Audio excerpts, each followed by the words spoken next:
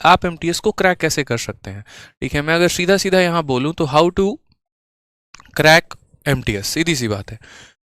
अब यहाँ पर किस तरीके से पढ़ाई देना होगा, तो देखो मैं आपको सारी बातें बताता हूँ। ठीक है, सब्जेक्ट से परे हटके और सारी बातें। अगर मैं एक एस्पिरेंट होता तो अब मेरे सामने 4 चॉइस है। पहला यहाँ पर है कि मेरा मैथ्स भी है, दूसरा यहाँ पर ये है ठीक है कि मुझे रीजनिंग भी पढ़ना है, तीसरा मेरे पास ये भी है कि इंग्लिश भी पढ़ना है, और चौथा मेरे पास ये भी है कि जीएस भी पढ़ना है। अच्छा, एक और चीज़ आप देखना कि कभी भी ऐसा नहीं है कि जो एमटीएस का बच्चा होता है या जो एमटीएस में जो लोग सिलेक्शन लेते हैं वो कभी आगे सीएचएसएल या सीजीएल का पेपर देते ही नहीं, ऐसा नहीं होता। कई ऐसे लोगों को मैंने देखा है कि एमटीएस में सेलेक्ट होने के बाद भी सीजीएल में इनकम टैक्स इंस्पेक्टर के पोस्ट पे लगे हैं। तो वो पोस्ट पे तभी लग पाएंगे जब उनके चारों सब्जेक्ट या चारों स्तंभ बहुत तगड़े होंगे। अगर आपको आगे चल के सीएचएसएल का भी पेपर देना है तो भी आपको ये चारों सब्जेक्ट पढ़ना ही पड़ेगा, आप इग्नोर किसी को नहीं कर सकते हैं। अगर आपके मन की ख्वाहिश है कि नहीं ज़िंदगी भर हम 25,000 के नौकरी पर ही रहने वाले हैं और हमेशा एमटीएस वाला ही काम करने वाले हैं, तो शायद आपको मात्र ये 2 सब्जेक्ट जो है आपकी नैया पार करा सकते हैं। लेकिन अगर आपकी इच्छा जो है आगे तक और है कि हम सीएचएसएल की भी पढ़ाई करें, सीजीएल का भी हम मतलब एक तरीके से पेपर दें और एक अच्छे रैंक एक अच्छे पोस्ट पर सेलेक्ट हों, तो सिर्फ ये 2 सब्जेक्ट से काम नहीं चलने वाला है। यानी अगर मैं सिर्फ और मेरा टारगेट होता है कि मुझे एमटीएस निकालना है, मैं बहुत सेटिस्फाइड हूँ अपने लाइफ में, मुझे उससे आगे कुछ नहीं करना, तो मैं बस भाई ये 2 सब्जेक्ट पढ़ के जाऊंगा और इनको उतना ही पढ़ता जिसके लिए मेरा क्वालिफाइंग इन नेचर है, भाई बात खत्म।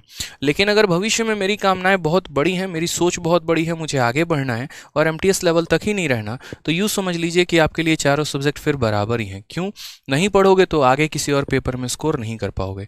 जैसे बच्चे पूछते हैं कि सर आपके पास 5-5 गवर्नमेंट जॉब कैसे आ गया, तो मैं हमेशा एक बात बोलता हूँ कि जिस दिन आपका भी सिलेबस कंप्लीट हो जाएगा और बहुत अच्छे तरीके से आपको अपने सब्जेक्ट पर कमांड हो जाएंगे ना, उस दिन आपके भी यहाँ पर जो है 5-5 सरकारी नौकरियां लग जाएगी। कोई बहुत बड़ी बात नहीं है, लेकिन उसके लिए ईमानदारी से इन सभी सब्जेक्ट को पढ़ना होता है।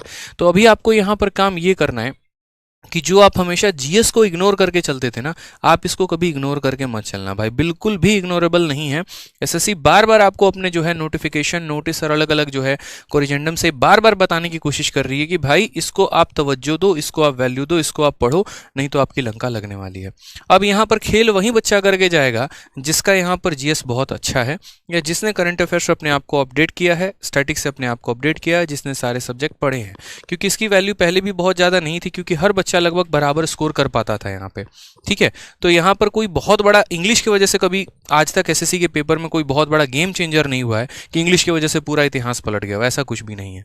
जो गेम बदलता है वो जीएस बदलता है। मैं मैथ्स को भी बहुत बड़ा रोल नहीं मानता हूँ कि यहाँ पर मैथ्स ने बहुत बड़ा गेम कर दिया हो कहीं पर ऐसा करके।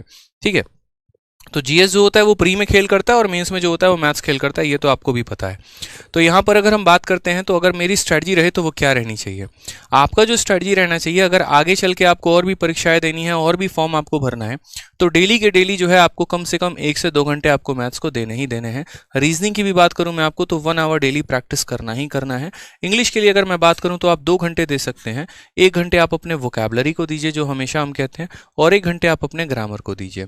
साथ में जीएस की भी अगर हम बात करते हैं तो जीएस में अब आपको कम से कम 2 से 3 घंटे देने की जरूरत है, और इन 3 घंटों को आपस में बांट लीजिएगा।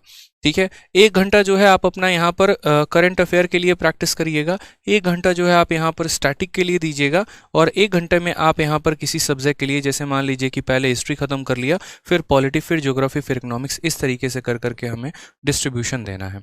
मेजर जो फोकस होना चाहिए वो आपका जीएस पर होना चाहिए, क्योंकि मैंने पहले भी कहा कि जब मेरिट बनेगी तो इंग्लिश में भी बहुत बड़ा रोल नहीं रहेगा, लगभग सबके वही नंबर 40 और 50 के बीच में होने वाले हैं। लेकिन जीएस में ऐसा होगा कि किसी के 8 नंबर भी होंगे तो किसी के 38 नंबर भी होंगे, और यहीं से सिलेक्शन का रास्ता खुलेगा आपका। तो इस पार्ट पर जितना फोकस कर सकते हैं, इस पार्ट पर आप उतना ज़्यादा फोकस करिए। ठीक है, प्रैक्टिस अच्छा करते रहिए, अपने सिलेबस को टारगेट करते रहिए, और बाकी हम यहाँ पर जो महाभारत बैच पढ़ा रहे हैं आपको यूट्यूब पर, ये हमारी पूरी टीम जो हम आपको करा रहे हैं, ये बहुत सफिशिएंट है। इससे बाहर एमटीएस में पढ़ने के लिए कुछ और आवश्यकता नहीं है, ना ही कोई पेड कोर्स लेने की ज़रूरत है, ना ही कुछ और। हमारे वीडियोज़ को आप देखिए अच्छे तरीके से, एमटीएस के लिए आपका उतना इनफ हो जाएगा। ठीक है भाई, समझ में आ रहा है बात यहाँ पे? चलिए और बाकी बहुत बहुत शुभकामनाएं आप लोगों को, अच्छे तरीके से प्रिपरेशन करिए। ठीक है।